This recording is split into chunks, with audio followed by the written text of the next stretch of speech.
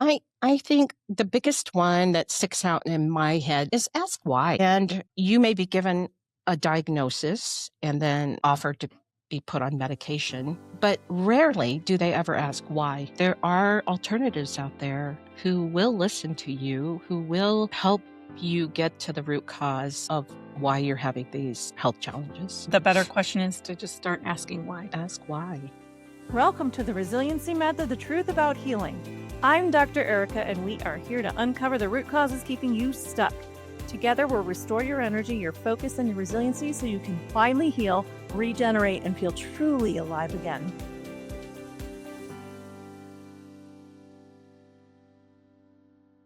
What happens when a nurse working inside the system starts reading the black box warnings on vaccines and realizes something's terribly wrong?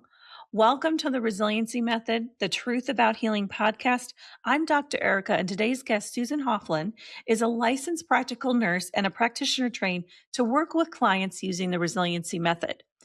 Susan actually lived the nightmare of working in conventional medicine while being gaslighted by that same system about her own declining health. After being bitten by ticks twice and dismissed by doctors who implied that she had a Prozac deficiency, Susan spent 20 years suffering with undiagnosed Lyme disease, watching patients getting sicker on more medications while knowing there had to be another way.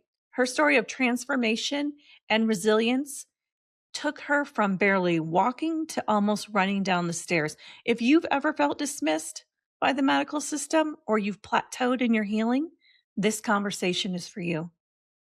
Welcome back to the Resiliency Method podcast. I'm Dr. Erica Schultz. We are here to talk about the truth of healing today and the fact that you can heal. And I've brought someone along with me today who has been on her own journey with her own health for many years.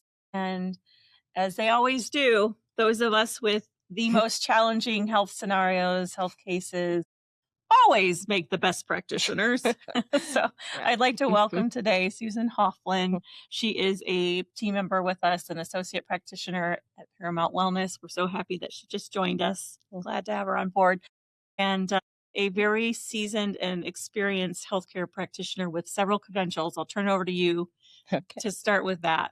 And then we want to hear from your story. Well, my original BS is in nutrition, and I also am a functional nutrition therapy practitioner, and then I'm also a licensed practical nurse. Ooh, you came from the Western world. I came from the dark side. Lovingly. Lovingly, yes. Gray sometimes. Very lovingly, yes, yes. Yes, and so that started your journey, I guess, in the world of medicine, was in the conventional path. Yes, it was. This is going to be a good story. Yeah, yeah. It's a long and winding road. Long and like winding the Beatles. road. Yes. Yeah. Yeah. Well, start us off. Tell us what it was like for you when you were in the Western, more conventional setting, working with patients then. What kind of things did you notice? Did you start observing? And what ultimately got you to where you were obviously stepping off and taking a pretty big step, right? From one path to another. Tell us that story. Yes. So I have my own personal experience with Western medicine, in that I was bit by a tick in my late 30s, not my late 30s, no, early 30s. And twice. And I took both ticks into the doctor to get it tested for Lyme. And they pretty much laughed me out of there, dismissed everything, really gaslighted me. Very, very frustrating, because I knew something was wrong. And they did test after test after test, which all came back negative, within normal limits, they call it. They were doing conventional lab Lyme testing at that time? Yes. Okay. Yes. And so everything's negative, pretty much, insinuating that I had a Prozac deficiency. So, but I kept getting worse, and there was no help to be had through Western medicine. As I worked as a nurse, what I noticed as people came in was that they would come in over and over again. And this is the majority of people. There's always Mhm. exceptions, but depending on their lifestyle factors, they would just get worse and they would need another medication to Mhm. help them along. And then they would need medications to deal with the side effects of the Sure. medications and or a surgery or Mhm. something like that. And I also noticed that a lot of those practitioners didn't know the first thing about nutrition, and the advice they would give, I would be in my head, kind of going, run, run, patient, run. That's wrong.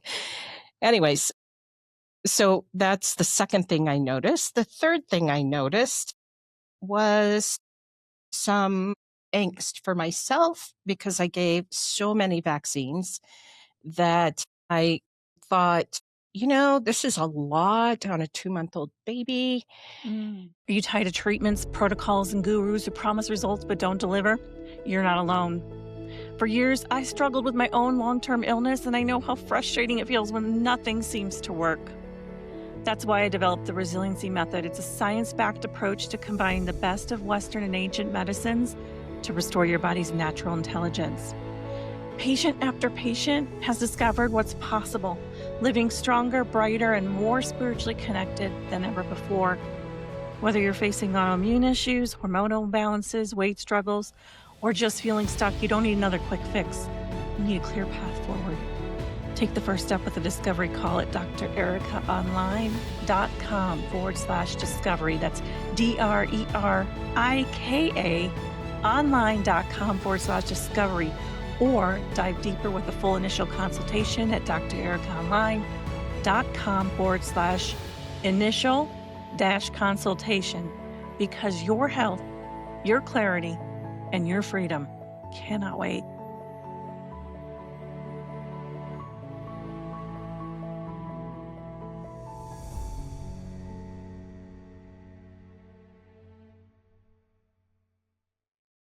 I don't know. There was something inside me that was kind of going, should we look into this a little more? And I would go back to the nursing station, pull out the thing and, you know, look at side effects of some of these. And it would say in the black box warning. Oh, you were actually reading the black box warnings? Yes, I was reading the Okay. black box warning. Was anybody Yeah. else around you reading the black box warnings? I don't know.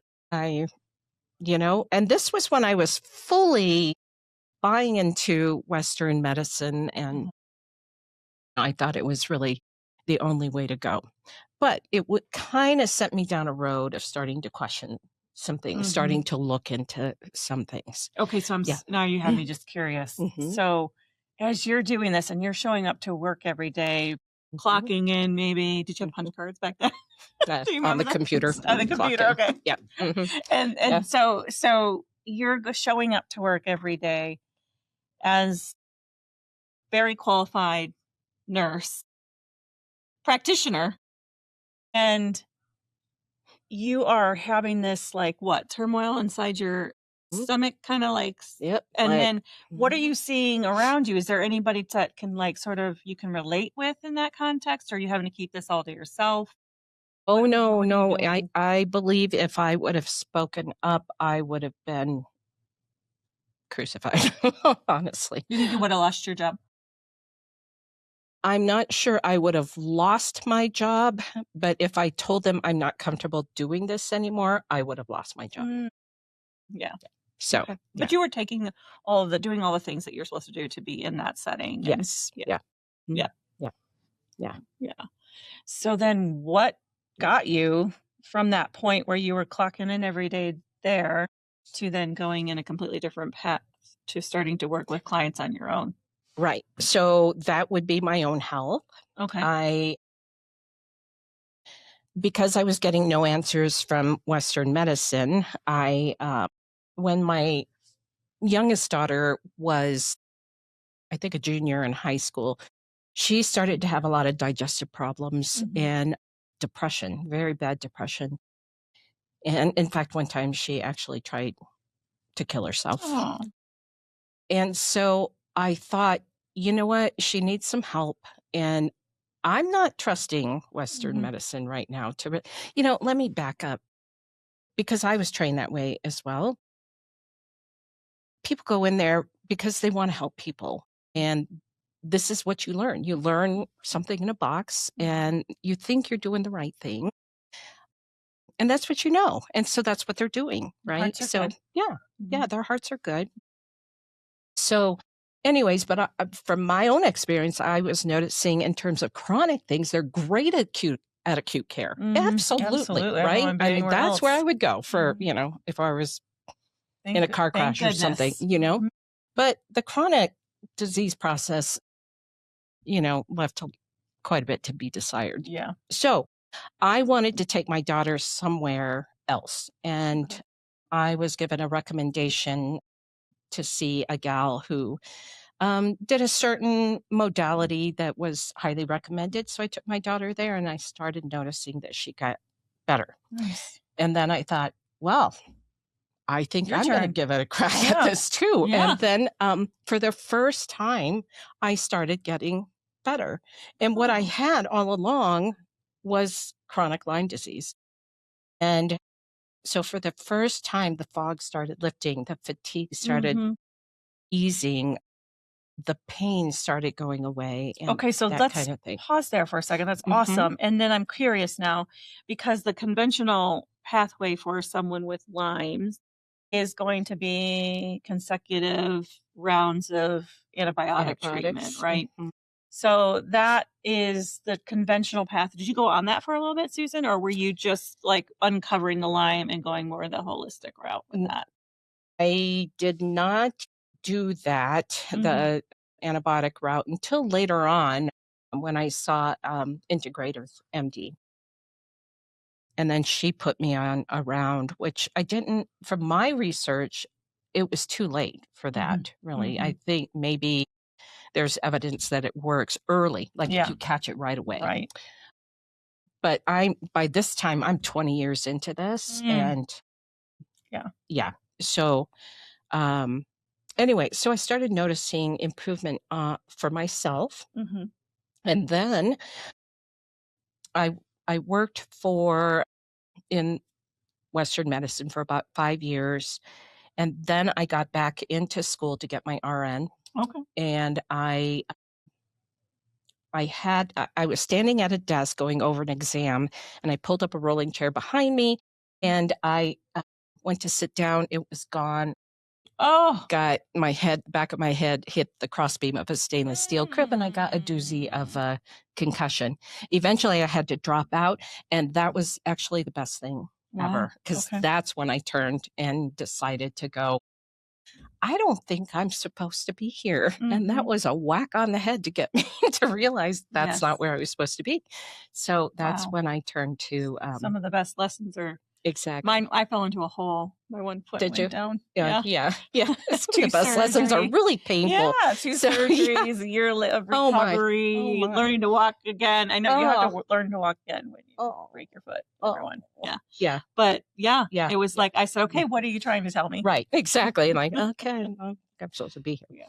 So, anyway, so that's when I started going down a different path, Yeah. and I got my certification in a certain therapy. I think it was 2000, end of 2014, 2015. And that's when I opened up my business Mhm. and started seeing patients. I'm sorry, You do. clients, used to being a nurse. So, and then I've just been learning ever since. I mean, You are an avid learner. yes, Yes. every conference I can go to or class I can go to, I love to go and learn. Mm, And then you had been treating me off and on mhm, because we were both trained in that mhm. original method. It was a good it worked for It a was while, for great. really great. Yeah, Mhm, yeah, but I felt a little bit like I was circling the wagon mhm, for a while, like I had plateaued and mhm, not gotten better past a certain mhm. level. Yes. Yeah, and then that's when you really introduced the resiliency Mm. method. Yeah, and Yeah, so yeah, since so doing the mhm, resiliency now you're mhm, becoming a certified practitioner in the uh-huh, resiliency method, yes, mhm, avid learner, but also a great applier of learning. I will give you thank you. credit. Mhm. You do great with that. But what have you noticed for your health? since you started applying really phase 2 and phase 3, right? Is where Right. we Yeah. started with you? Yeah. I just noticed that I have improved exponentially Yeah. from there. I mean, things are getting better so much faster. And Your knees are working again, right? oh my You were just telling goodness, me my that? knees. Yeah. Yeah. They're doing so much better. I can actually walk downstairs 1 foot at a time now. I actually almost ran downstairs the other day. Yeah. I'm like, "Oh, thank you, God." So, yeah, And that's so important for chasing grandchildren that are grandchildren. starting to come Yes, in your world. yes, yes. So, anyways, yeah. So, much improvement. Good.